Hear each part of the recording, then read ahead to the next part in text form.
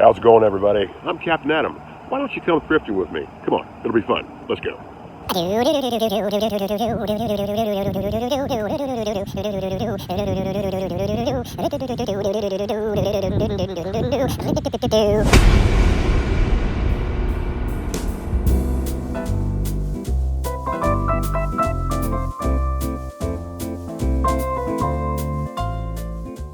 All right, let's see what kind of magical wonders we find in here today. All right, I might be overselling that a little bit, but it's always an interesting little adventure to see what they have and what's out there and what people give up for donations. And so let's take a look. Let's start off with their vinyl selection, which is always marvelous. I say that very facetiously, I guess you could say.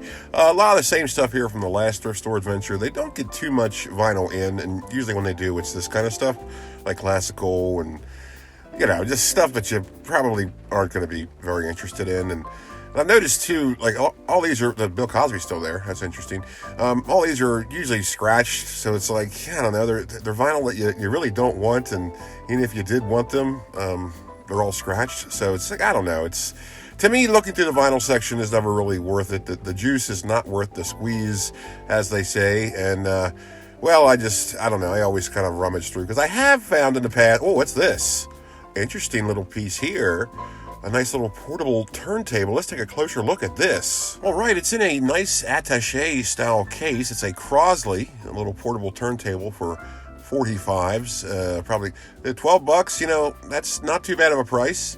But it does appear that none of the cables exist. There's no power source, so you have to find your own power source, and you really couldn't even test this in the store to make sure it works, because with these portable record players, sure, the case is pretty sturdy, and they're pretty sturdy as it is just by design, but that stuff still gets bumped around pretty much, and so the gears and whatnot probably might have got a little banged up somewhere along the line and just don't function properly, because hey, a turntable that doesn't turn is, well, just a table. So yeah, $12, it's a decent price if it had the cords and I was able to test it, but no, I don't know about this, but still pretty cool to find. I never find record players in the wild anymore. Used to quite frequently. I also used to find VCRs and CD players, stuff like that, but you really can't find that stuff anymore. So coming across the physical media players, it's quite interesting and a nice treat. But I'm not going to buy this. Still pretty interesting. Let's move on. Here's their CD selection. Let's see what they have this week. If they have any new arrivals. Looks like some stuff is new, but still it's just very underwhelming stuff. A lot of soundtracks to films I've never heard of, a lot of classical stuff, a lot of country, just stuff that I don't know. I'm not even really into looking through the stuff. There's the Shrek soundtrack. That's interesting enough, I suppose. Hell's Best Kept Secret is still here from last week. That's interesting. That big old classical selection is still here. I don't know. They sometimes get some pretty cool stuff in. I found some pretty cool stuff here before, but not this week. Let's move on to my favorite section of the store here, the t-shirt section. And if you watch the previous Thrift Store Adventure videos, you know how much of a fan I am of their weird pricing. But no, don't worry. I won't complain too much about the prices this week, because you've already heard it. It's just so irregular. It's just so weird. Now, here's something interesting. A Godsmack shirt. Now, I'm not a Godsmack fan, but I also never come across Godsmack stuff in the wild, at least not in thrift stores, but I'm sure you can come across Godsmack shirts in like Hot Topic and stuff. But we're not talking about that. We're talking about a thrift store. So, and by the way, when I say in the wild, I mean thrift stores or flea markets, stuff like that. So yeah, coming across a Godsmack shirt, rather interesting. Not going to buy it, but still interesting. And for some reason, I'm always on the lookout for beverage stuff. And here we have a Budweiser shirt. Let's see, what is it? Probably $7. Oh, no, it's only $5. That's not bad. Probably won't get it. I don't know. I just... here's an interesting shirt here. DuPont Motorsports, a NASCAR thing for $5. Usually NASCAR stuff's pretty pricey here. Not going to get that either, but still, there's definitely a market for that stuff. A lot of tank tops. What else we got? Ooh, let's see here. What do we have? This is a Pantera shirt. Now, I never come across Pantera stuff in the wild either. This is a relatively new Pantera shirt. Looks like it's got vulgar display of power on the front there. $7. Yeah, that's kind of what I thought it would be. Let's see, red shirt. That's interesting too. It's a legacy tour, so this is, 2025? I don't know. Pantera shirt, definitely getting this one. And I know it's 2026 currently, but I'm saying that this is a 2025 t-shirt, or at least, from the year 2025. Anyway, let's move on. It's always great finding band shirts here, and I always just try to pick them up, no matter what. They're just neat to have. I just like cool stuff. Speaking of cool stuff, this is pretty interesting. A Thrasher magazine t-shirt, $7. Yeah, that's kind of what I thought it would be. Come on, guys, surprise me once in a while. Give me a cool shirt for $3, for heaven's sakes. So this is pretty interesting. Just a bunch of other humdrum stuff back here. Let's go back to the Thrasher shirt real quick. Now, I'm not entirely sure if this is what you could call vintage, or if it's neo vintage. The tag on the back of the neck is a paper tag, which usually can signify this is an older shirt, because usually newer shirts have just like the ink right on the fabric. So I don't know. That's pretty interesting. I might grab this. And yeah, more humdrum stuff right here. That's the law of average, or rule of average, is you gotta root through just some boring stuff to get to some interesting stuff. And here we have exactly that, a David Bowie t-shirt. This is not vintage, I'm sure. $5, not bad. Old Navy shirt. This is a neo vintage piece, but yeah, I never come across any David Bowie stuff. Definitely getting this. Always fun to find band shirts, like I said. And here's another one, a White Zombie shirt. Let Sleeping Corpses Lie. Never been too big of a fan of White Zombie, but still, I never find White Zombie stuff in the wild. $5, not bad at all. Definitely going to pick this up too. All right, this is the section that I affectionately call the crap section. It's the loose toy section, and I also call it the man, I hope I don't get scabies section, because these are loose toys that a lot of booger covered kids' hands have been on, and you're just kind of rummaging around through it willy-nilly, like nothing's going to happen to you. We'll always bring hand sanitizer when thrifting, because it's just a good idea. There's plenty of cases where people have contracted lots of weird fungal infections and weird bacteria from handling thrifted goods. So yeah, just always take precautions. It's always good to use protection, as I always say. This is interesting here, a big old collection of Hess trucks, Hess toys from the gas station Hess. You may or may not know, every year that the gas station comes out with a new little vehicle, and they've been doing so for pretty much a million years. So here's a big old collection of these. And they're pretty neat and all, and I know there's a big collector's market for these, but did you notice the pricing on these? Let's take another look here to see what ridiculous pricing these are. These are $15 a piece. Now, yeah, they are in the box and all this. That's cool and all, but these are like the newer ones, and the newer they get, of course, the less valuable they are, because they're just more plentiful. Now, if these were like the older ones, sure, I can understand that, but these are new. There's plenty of these out there. Paying $15 a pop for these, a little ridiculous, Goodwill. Now, come on, you can do better. And as I always say in all of my Thrift Store Adventure videos, this is a thrift store, not an antique store, and these are most certainly antique store prices. But let's move on. Oh, I could just see the germs on these. Oh, man. What do we have here? This is pretty neat. A nice, well-made toy. This is a El Toro monster truck toy from Monster Jam, brother. I'm not a fan, but this is still pretty cool. If I was a little kid, man, I would scoop that up. Here's a Transformers Bumblebee toy. Doesn't transform, doesn't look like. It's from Jada Toys, little car toy company. I guess that's the best way you can describe it. Now, it's interesting because usually Jada makes die-cast stuff, and this is plastic, so that's weird. It's cool that it's still in the package and all. That's pretty neat. What was the price on this? $6? $6? I guess that's not terrible. What was the price on El Toro? Let's see here. $3. That's actually quite reasonable. Kind of cheap for this place. I'm very surprised. And this is weird because this toy is actually partial die-cast, and this toy here is plastic, and it's more expensive. That doesn't make any sense, but let's move on. Yeah, scabies. Oh, here we go. I always find a bunch of NASCAR stuff in this store. I'm not a NASCAR fan whatsoever, but I do kind of keep up with the market just by proxy. And here we have a Dale Earnhardt, number 3 Goodrich car.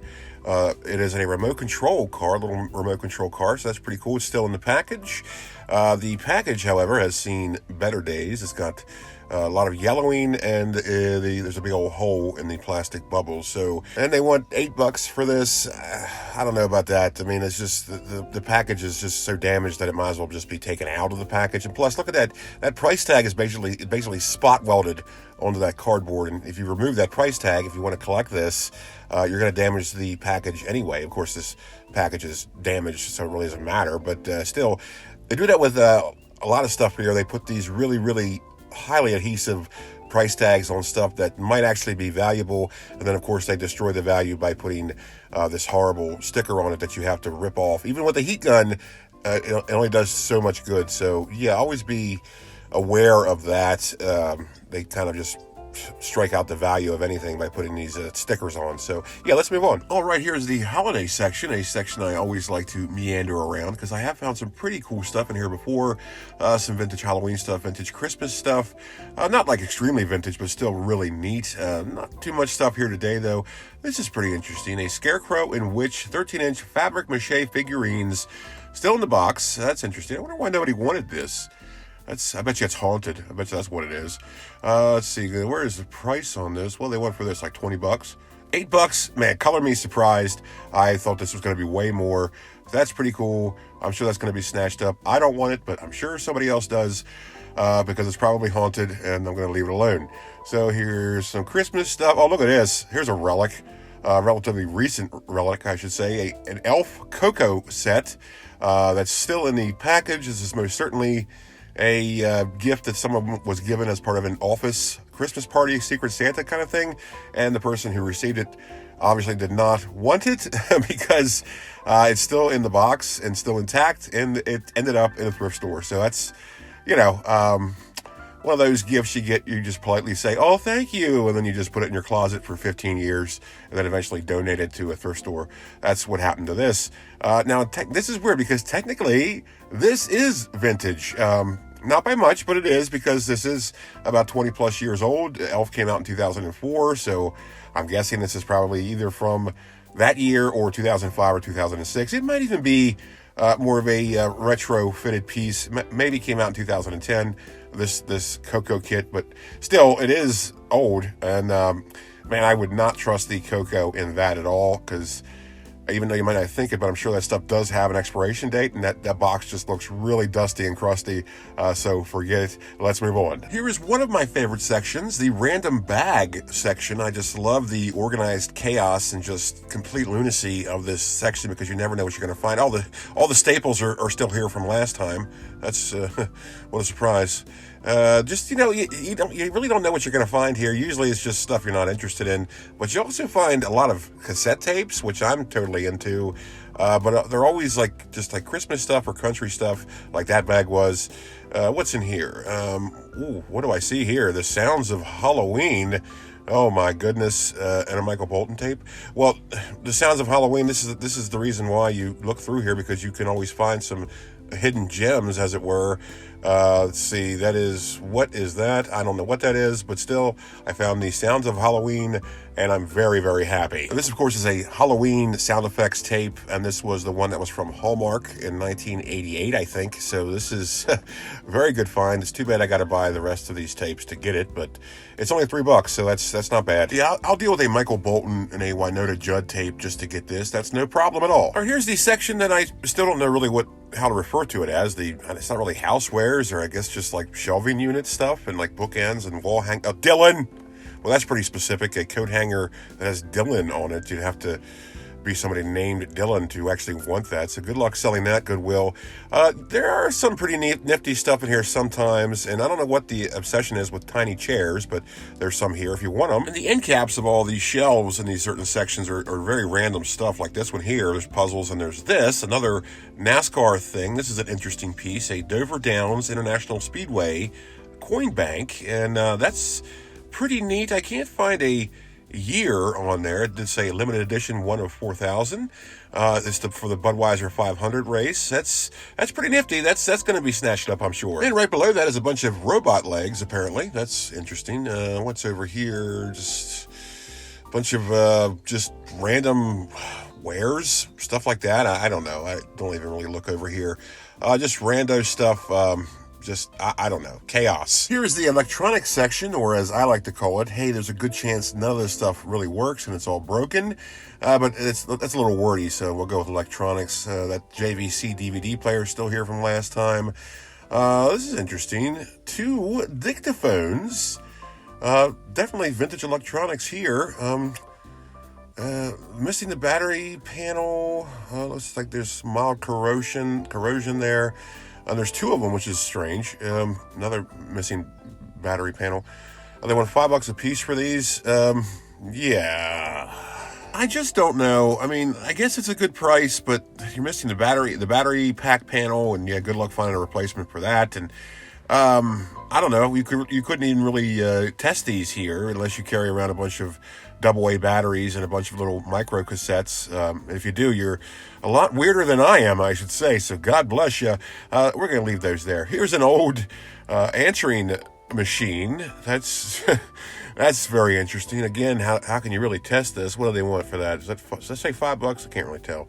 Yeah, I don't know. That's definitely obsolete there. You can always find some pretty cool obsolete stuff here. Like this is pretty neat. A Kodak 35mm slide viewer. Which is what, obviously it does that. $20, get out of town. Nestled right beside the electronics section is the kitchenwares section, minor appliance section. This is where you find a lot of like your bread makers, speaking of Christmas gifts that nobody wanted, maybe some air fryers, stuff like that. And of course, coffee pots galore. If you're in the market for a used coffee pot, this is where you come. And well, I gotta tell you, a little PSA here. When it comes to coffee pots, I found that a lot of people do not wash them properly, as you need to wash out the reservoir every now and again. The reservoir, of course, is where you put the water. The problem with that is if you neglect it, mold will materialize in the reservoir, and you're drinking moldy coffee without even knowing it. And I know that most people, I would say maybe 85% of people, do not clean that and don't even look. So I don't have the nerve to actually look inside these coffee pots to see if there's any mold, because I'm sure there is. So I would just advise against buying used coffee pots, mainly because these here, I believe, range from $10 to $15. I mean, if for that kind of money, you put $5 more in for $20, you can just get a new one. So just get a new coffee pot. Don't buy a used coffee pot, for heaven's sakes. Yeah, you're certainly better than that. I know it. Be a little bit better to yourself. Get a new coffee pot if you need a coffee pot. Well, that's going to wrap her up for today's little excursion. It was what it was. Not every adventure is a tremendous expedition. Sometimes I just don't have anything that's interesting, but still, it's always fun to come and look, and it's always worth a chance. They're not really, wasting anything, maybe time, but that's all right. It's always a good experience, because you never know what you're going to see, and just because you might not want to buy something doesn't mean it's not interesting. So we did see some interesting pieces today. And by the way, I'm not going to check out the book section as I usually do, because there really is nothing new from the last Thrift Store Adventure. It just wasn't worth the footage. So yeah, that's gonna do it for this adventure. Well, not too much of an exciting haul today, or even an exciting excursion. Wasn't a lot of neat stuff in there, but that happens sometimes. It's always worth the effort. So, all right, well, thanks for watching along, and I'll see you next time. Take care out there. Bye.